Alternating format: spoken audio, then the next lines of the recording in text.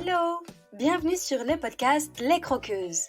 Moi, c'est Pauline et je suis là pour vous aider à construire un quotidien qui vous ressemble et dans lequel vous vous épanouissez chaque jour un peu plus pour croquer votre vie à pleines dents.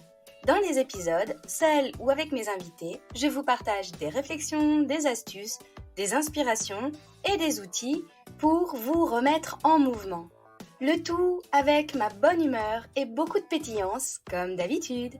Allez, c'est parti, préparez-vous, on y va. Aujourd'hui, j'accueille Nour, la voyageuse, qui témoigne de son histoire.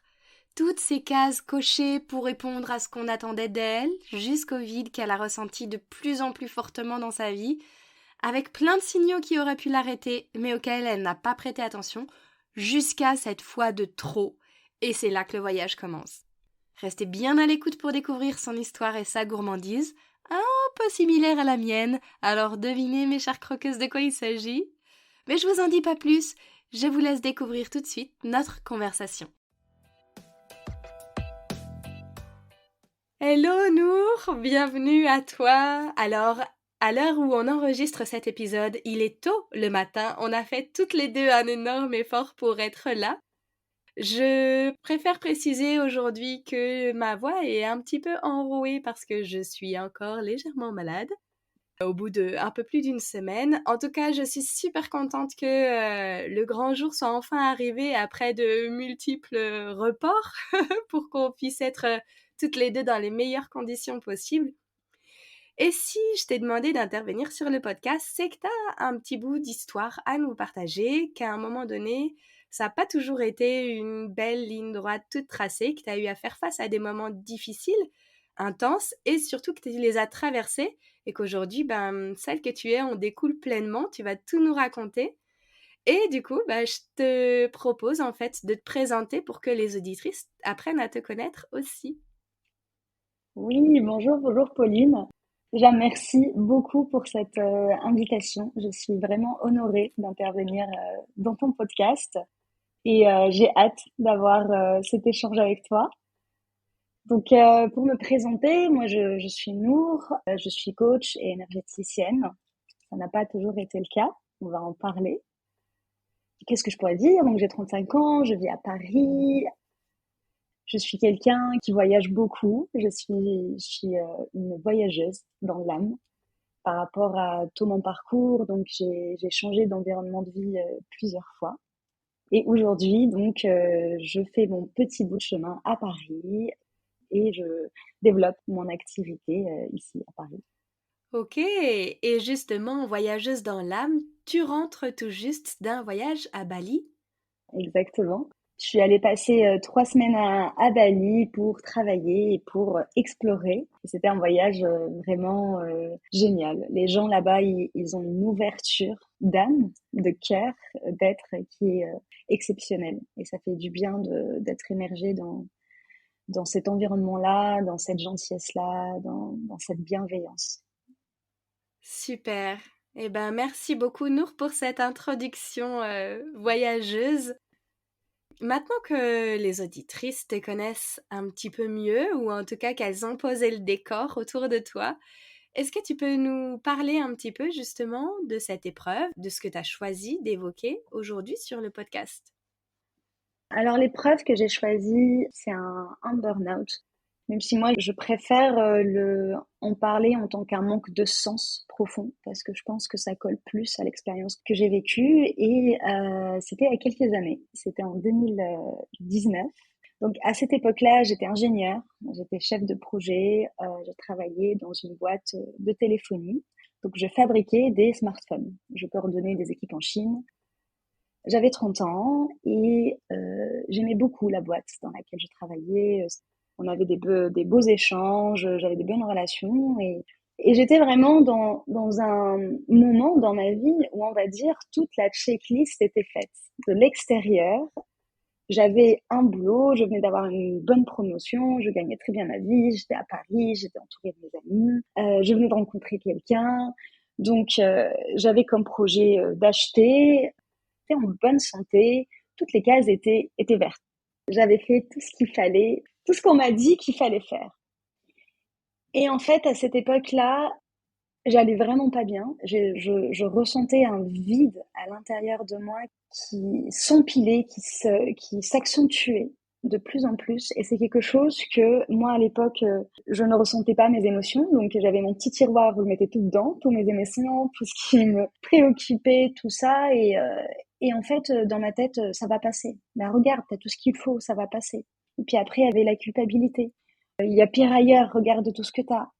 Et en fait, j'arrivais pas à laisser l'espace, à accepter et à reconnaître que j'étais dans un mal-être. Je me disais que tout allait bien, en fait. Tout allait bien et ça va passer. Et j'ai commencé à avoir des crises de pleurs la nuit, des crises d'angoisse la nuit. Sachant que moi, j'ai cette posture-là, en tout cas avant, de vraiment être quelqu'un de fort. Je voulais être quelqu'un de fort. Jamais être vulnérable, jamais être dans l'émotion, je travaillais que avec des hommes, j'étais chef de projet, j'ai fait des études d'ingénieur très mécaniques, vraiment une femme forte. Donc j'ai essayé de garder le cap avec ça.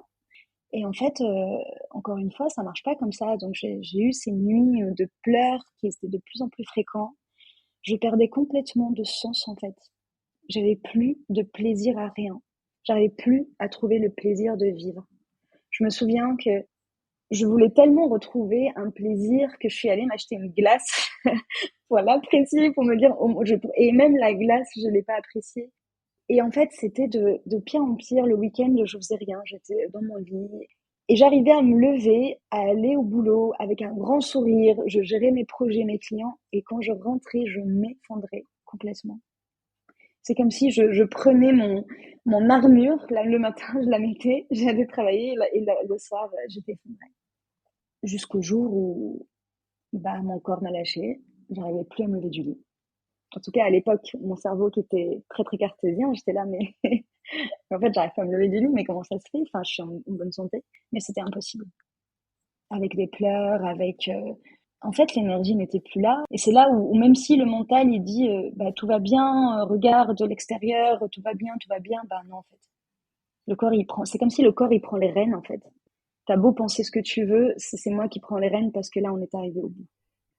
Oui, donc en fait, ça fait vraiment écho à l'épisode de podcast, le dernier qui est sorti sur Mon corps me parle, où j'évoque justement comme exemple le burn-out, qui est à un moment donné le corps qui s'arrête totalement, qui se paralyse pour nous forcer à aller voir quelque chose que jusqu'à présent on ne voyait pas. Tu disais justement, tu voulais endosser ce rôle de femme forte. Tu disais aussi que tu mettais tes émotions dans un tiroir et hop, je m'en préoccupe pas. Et tu partageais aussi que finalement, tu avais déjà plein de signes. Tu perdais le goût, le plaisir, tu pleurais même la nuit alors que tu étais censée dormir. Et que c'est comme si tu endosses un costume, mais qui n'est pas vrai quand tu allais à ton travail, en fait, qui n'était pas authentique de ce que tu avais vraiment à l'intérieur de toi. Tu jouais un rôle, tu jouais le rôle de la femme forte qui coche toutes les cases sur le papier. C'était exactement ça, exactement ça. Et en fait, ce qui a été vraiment compliqué pour moi aussi, c'est que j'aimais beaucoup l'entreprise dans laquelle je travaillais. J'avais vraiment une bonne dynamique et que le travail en soi, il y avait beaucoup de challenges, donc ça me stimulait. Donc en fait, c'était compliqué pour moi de me dire ça va pas, alors que j'étais dans une entreprise où je me sentais bien, en fait. Et c'est pour ça que c'était compliqué de reconnaître que non, en fait, ça allait vraiment pas au-delà du travail, au-delà de l'entreprise. C'est juste que moi, j'étais pas dans ce chemin-là, j'étais pas dans mon épanouissement. Donc vraiment, j'étais trop focalisée sur les signes extérieurs et pas assez de ce que moi, je ressens à l'intérieur de moi. Donc j'avais du mal à accepter. Il y avait un tel déphasage entre ce qui se passait à l'extérieur et ce que moi, je ressentais que j'avais vraiment beaucoup de mal à l'accepter. Hmm. Oui, c'est ça, c'est comme si la situation que tu vivais était parfaite pour quelqu'un d'autre. Comme si toi, ta pièce de puzzle, eh bien en fait, tu as cherché à l'emboîter à tout prix, à forcer pour qu'elle se mette à cet endroit-là, alors qu'en fait, il y avait bien une pièce de puzzle qui aurait pu s'emboîter, mais c'était pas la tienne, et que toi, tu avais un autre puzzle ailleurs en fait. Exactement. Et merci de mettre les mots dessus parce que c'est exactement ça en fait. Ça pouvait coller parfaitement à quelqu'un d'autre, mais c'était pas pour moi. Hmm, En fait, j'ai créé un environnement de vie qui était parfait pour quelqu'un d'autre. c'est ça. et ton corps t'a immobilisé et t'a forcé alors que d'un point de vue biologique, physiologique, tout fonctionnait et pourtant tu as été cloué au lit. Exactement. C'est mon corps qui a sonné l'alarme. L'alarme où donc il y a eu les pleurs, qu'il y a eu les crises d'angoisse et jusqu'au jour où voilà, c'était figé, c'était au lit, c'était figé. S'il y avait plus d'énergie, il y avait plus rien. Ouais. Et du coup, comment t'as fait? Qu'est-ce qui s'est passé pour toi à ce moment-là? Comment est-ce que tu as pu te relever ou en tout cas mettre en lumière tout ce que là tu nous partages là? Hmm. Il y a eu une parenthèse dans tout ça, c'est que dans cette période où ça allait vraiment pas du tout, j'avais besoin de partir. J'avais besoin de partir, comme j'ai dit, moi j'aime beaucoup voyager. Donc j'ai organisé un voyage de 2 semaines en Colombie avec une amie, où je suis partie pendant 2 semaines. Donc c'était en vacances. Et quand j'étais en Colombie, c'est comme si la personne qui n'arrivait pas à se lever le matin, qui pleurait toutes les nuits, était une autre personne. Mais vraiment, c'était incroyable. J'étais pleine de vie. On a fait un trek dans la nature 4 jours. J'étais tellement bien. J'étais sociable. Mais vraiment, je rayonnais. Et donc, moi, dans ma tête, à cette époque-là, je me suis dit, ah bah ça y est. Ça y est, c'est bon, je suis bien. Il fallait juste que je prenne une petite pause. Je me suis ressourcée. Tout va bien. Je vais rentrer. C'est génial. Je rentre à Paris et là, c'est une chute libre totale et absolue.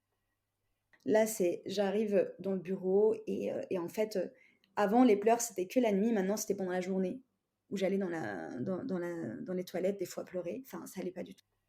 J'arrivais plus du tout. La nuit, je dormais pas. J'avais des crises d'angoisse. Ça allait pas du tout. Les 2 semaines de mon retour de voyage, c'était vraiment très, très compliqué. Et donc, c'est là où c'était un vendredi, je prends une journée off. Et la vie m'a aidée, hein, parce que je le signale, parce que quand je suis rentrée de ce voyage-là, j'ai enchaîné un déplacement à Londres, j'ai enchaîné beaucoup de réunions, j'ai enchaîné des séminaires, tout ça avec le travail. Et donc, j'ai même pas eu le temps. Et ça m'a encore plus drainée. Et donc, je prends une journée off, un vendredi. J'écris ce qui se passe et tout ça. Et je touche le fond. Je passe ma journée à pleurer dans le lit. Et là, le soir, un ami à moi, un de mes meilleurs amis, qui vient et on commence à parler. Et là, il me dit, mais Nour, ça y est, là, t'as touché le mur, là. Là, c'est plus possible, là. Il m'a dit, ou je te prends un billet à Bali et t'y vas, c'est plus possible, là, t'étais en train de t'effondrer, là.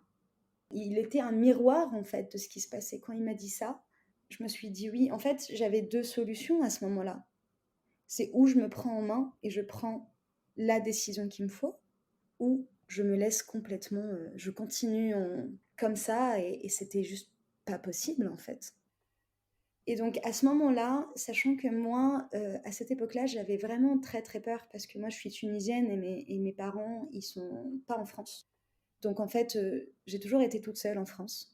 Et mon CDI, c'était mon filet. C'était ma sécurité. C'était si j'ai pas de CDI, j'ai pas mes parents derrière je peux pas aller chez mes parents parce que je suis en phase de transition.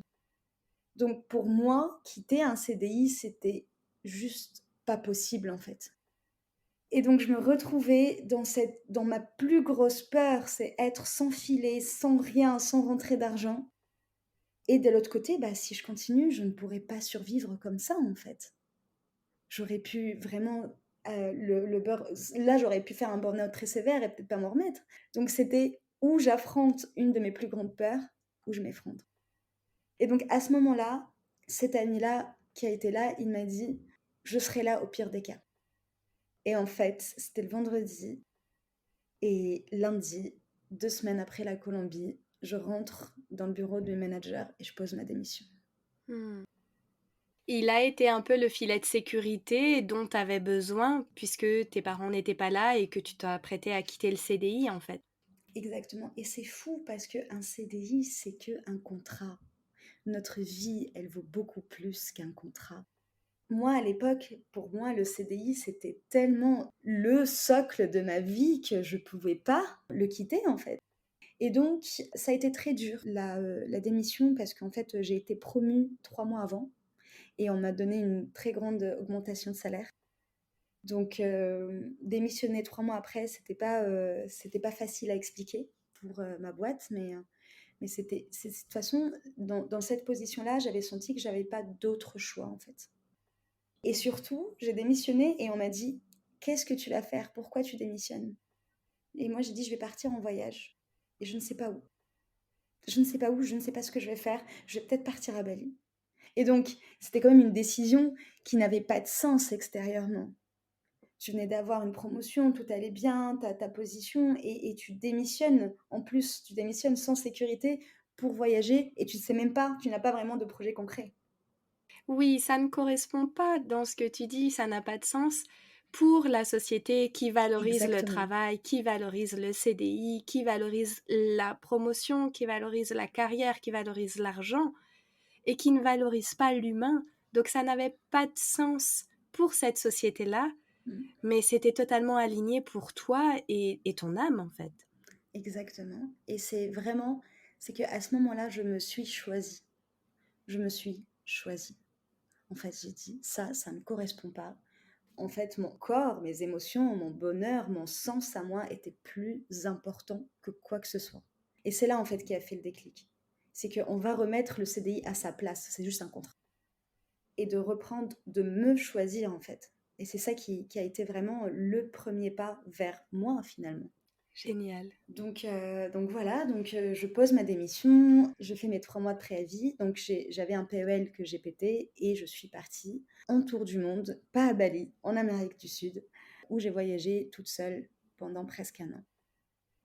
C'était différent de ce que j'avais prévu, mais ce qui s'est passé dans ce voyage-là était très important parce que je me suis déconstruite complètement. Parce que j'avais tendance à trop m'identifier comme ingénieure. Quand je me présentais, je disais je suis Nour, je suis ingénieure. Je suis chef de projet. Et en fait, c'était la première fois de ma vie parce qu'on voyage, les gens, on te demande jamais ce que tu fais. Non, tout le monde s'en fout. Et donc, ok, si je ne suis pas ingénieure, si je suis pas chef de projet, qui je suis en fait? Déjà, d'arrêter de m'identifier avec un job et de vraiment déconstruire toutes ces années et aller chercher un peu plus en profondeur. Je pense que ça a été ça le but de mon voyage. D'aller chercher ton identité propre et pas cette identité sociale que tu avais construite. Exactement, exactement. D'aller chercher. Et j'ai fait des choses que je ne pensais pas vraiment faire dans ce voyage-là. Par exemple, j'ai animé des soirées, j'ai fait des choses qui étaient beaucoup plus légères, qui étaient différentes de ce que j'avais l'habitude de faire, et ça m'a fait du bien de découvrir d'autres parts de moi et de changer de vision qui était peut-être un peu trop étroite à cette époque-là. Hmm. Ok, donc tu as voyagé pendant un an en Amérique latine. Ouais, on a 7 mois en Amérique latine et 3 mois en Australie. Et puis après arrive l'étape qui est encore plus intéressante, c'est le Covid. Parce qu'après 3 mois d'Australie, j'étais rapatriée parce que le Covid s'est présenté à nous. Et là, j'ai affronté ma plus grande peur. La peur dont je parlais, d'être sans rien si je quitte le CDI, bah, je l'ai vécue. Je suis rentrée de voyage, j'avais pas d'argent, j'avais pas de logement, j'avais pas de travail et on était en plein Covid. Je commençais ma vie à zéro. Et ce qui était extraordinaire, c'est que j'étais d'une sérénité absolue. Je vivais ma plus grosse peur, celle que j'ai travaillé pendant 10 ans pour ne jamais être dans cette situation-là, et j'étais dans cette situation-là. Et je l'ai vécue d'une manière très sereine. Et pendant ce Covid-là, donc j'étais hébergée chez un ami pendant le confinement. Et après, il y a eu beaucoup d'a priori, tu vas pas trouver de travail parce qu'il y a le Covid et les embauches sont gelées, tout ça, tout ça. Et comme on dit, quand on saute, la vie nous rattrape parce que en un mois, j'ai retrouvé du travail à Paris. Donc, comme quoi, il n'y a rien qui est figé en fait. Peu importe ce qu'on vit, on peut toujours rebondir. Quand on se choisit, quand on saute le pas vers nous-mêmes, on a toujours les opportunités qu'il faut. Ça, c'est une de mes plus grands enseignements, je dirais. Et c'est surtout que le travail que j'ai trouvé après ce voyage-là, déjà, le voyage a été un argument pendant ma candidature. Ils m'ont choisi parce que j'ai fait ce voyage-là et ça a donné un côté entrepreneur. Et j'ai eu un travail beaucoup mieux que celui que j'avais avant. Et c'est là où j'ai rencontré mon compagnon actuel. Et c'est formidable ce que tu racontes parce que, en fait, là, dans ton parcours, tu mets en lumière, tu mets en avant le fait que parfois, on se sente étriqué dans une vie qui ne nous ressemble pas, enfermé dans une vie que finalement on subit, qu'on n'a pas choisie, parce que en fait, on croit qu'il faut cocher toutes ces cases-là, sans forcément savoir de quoi nous on a besoin, et que parfois, ce qui nous empêche de sauter le pas, c'est ces peurs-là, et clairement, ce que tu mets en évidence, c'est toutes ces barrières mentales qui nous empêchent de. Je fais partie de celles, comme toi j'en suis persuadée, qui pensent, qui croient, qui ressentent que pour acter un changement, il faut faire quelque chose en fait. Tu l'as fait et tu l'as affronté et tout s'est bien passé. Et donc, merci parce que en fait, finalement, ce qui nous empêche et toutes nos peurs, ce ne sont que des représentations et des barrières mentales, mais ça n'est pas toujours une réalité. Ça peut l'être, évidemment, il y a des cas qui peuvent être des contre-exemples, mais tout s'est bien passé parce que la vie t'a soutenu, parce que tu étais exactement là où tu devais être. Exactement. Et vraiment, des fois, on se raconte des histoires, on embellit nos peurs. Alors qu'en fait, quand on les vit, non, il y a la solution derrière, en fait. Dans chaque situation qu'on vit, il y a le chemin derrière, la solution derrière. Donc en fait, il y a toujours des opportunités de chaque phase. Et donc là, dans mon cas, donc je retrouve un travail à Paris et je me dis, mais qu'est-ce qui se passe? Ça m'a pris tellement de courage de tout quitter et de partir voyager et un an après, 1 an et demi après, je me retrouve à Paris, encore ingénieur, encore chef de projet dans un autre secteur. Mais pourquoi? Pourquoi je reviens dans le même environnement qui m'a rendue malade? Où ça m'a tellement demandé d'efforts de le quitter. Qu'est-ce qui se passe en fait? Et en plus, il y a eu le deuxième confinement, tout ça. Et là, je comprenais pas en fait pourquoi j'étais là et qu'est-ce qui s'est passé. Mais tout a un sens. Tout a un sens parce que à ce moment-là, j'ai eu le temps, j'ai eu l'opportunité parce que c'était une super boîte dans laquelle je travaillais et j'avais quand même beaucoup de liberté et du temps pour moi. Et là, j'ai commencé à m'intéresser. C'était un voyage intérieur. J'ai fait un voyage extérieur. Et là, c'était le moment d'intégrer tout ça et de faire un voyage intérieur. Et là où je découvre le coaching, je prends mon premier programme de coaching. Je ne connaissais pas du tout le coaching, je savais même pas que c'était un métier. Et là, je le découvre. Je découvre le coaching, je fais mon premier programme de 6 mois. Une révélation totale pour moi. Ça m'a tellement aidé, du coup, c'est comme si ça m'a permis d'intégrer ce que j'ai expérimenté. Et puis après, j'ai commencé à me former au coaching, à la PNL, tout ça, tout ça. Et voilà. Et ce qui a fait qu'aujourd'hui, je suis sur ce chemin-là. Hmm.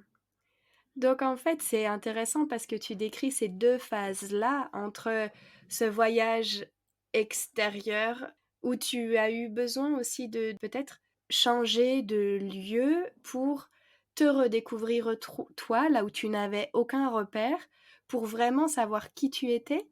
Et ensuite, ce temps d'intégration, ce temps d'infusion, comme moi je dis régulièrement à mes clientes, maintenant, il faut que ça infuse.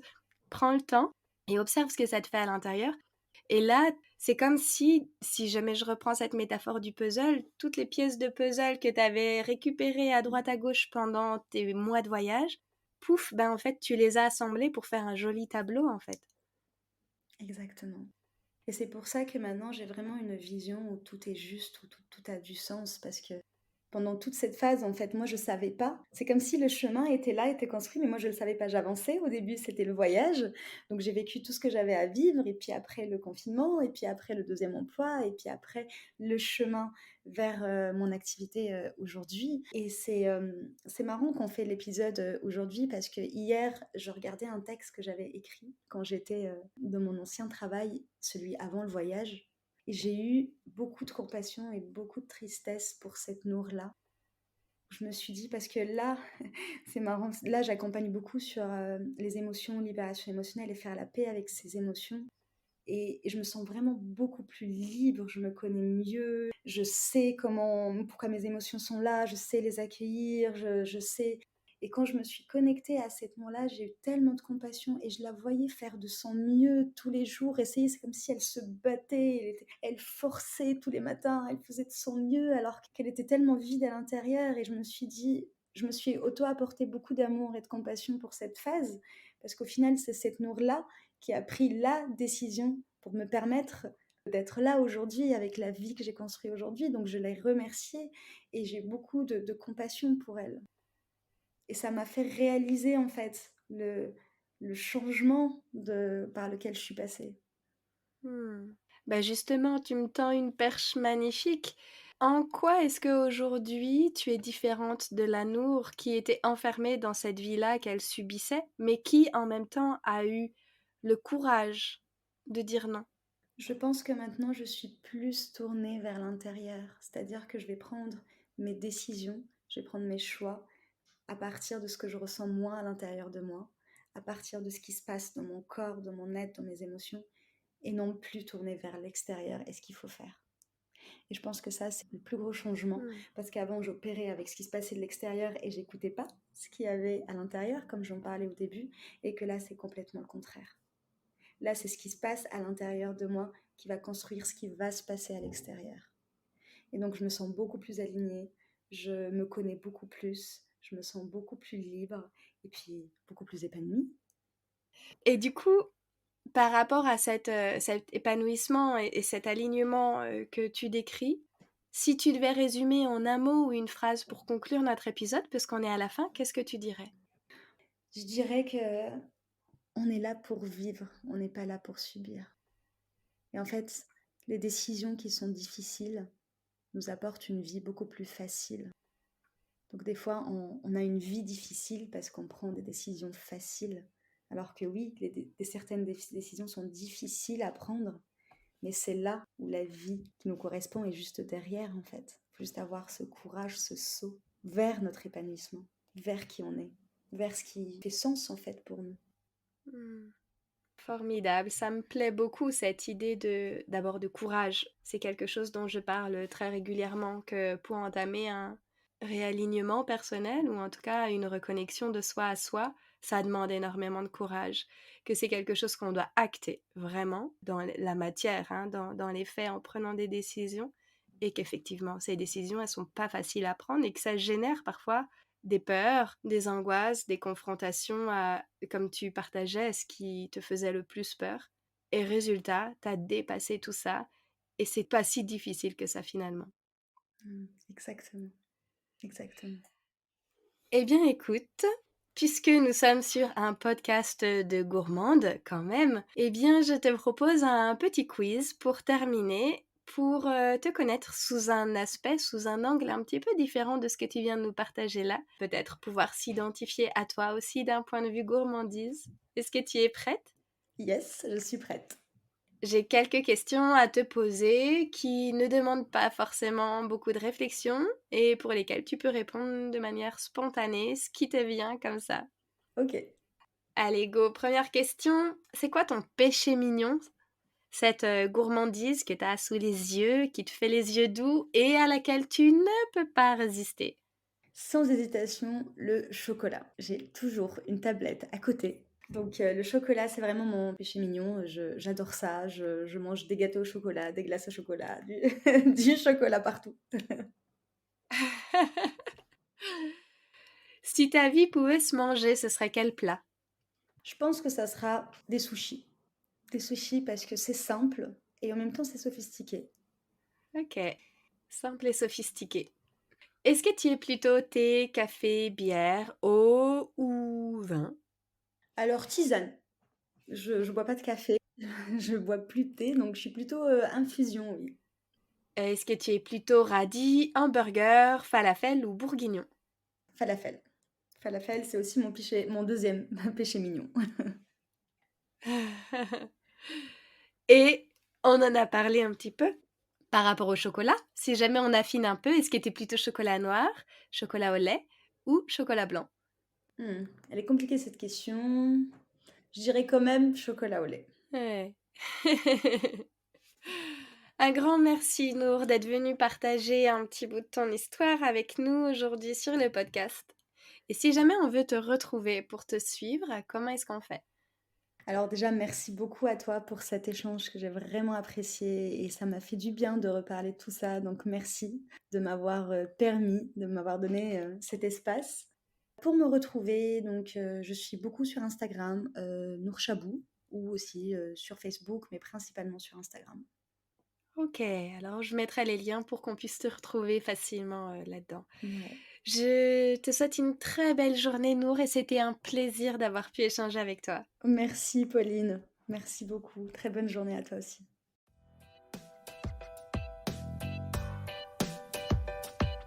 Et voilà les croqueuses, c'est la fin de cet épisode.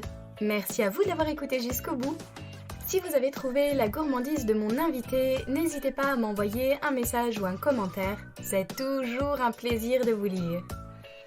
Si cet épisode vous a plu, qu'il vous a apporté un peu d'énergie, d'élan et de la valeur, si vous vous dites que ce serait bien que d'autres femmes puissent l'écouter, n'hésitez pas à le partager et à le noter sur votre plateforme d'écoute favorite. C'est très rapide, notez le podcast en mettant des étoiles, ça l'aidera énormément à être visible pour qu'il touche encore plus de croqueuses. Et merci à toutes celles qui le font déjà. Vous pouvez aussi vous abonner pour être certaine de ne pas rater les prochains épisodes en solo ou avec mes invités. Je vous souhaite une super journée ou soirée, où que vous soyez, avec gourmandise bien sûr. À la semaine prochaine pour une nouvelle dose de pétillance, d'inspiration et de bonne humeur.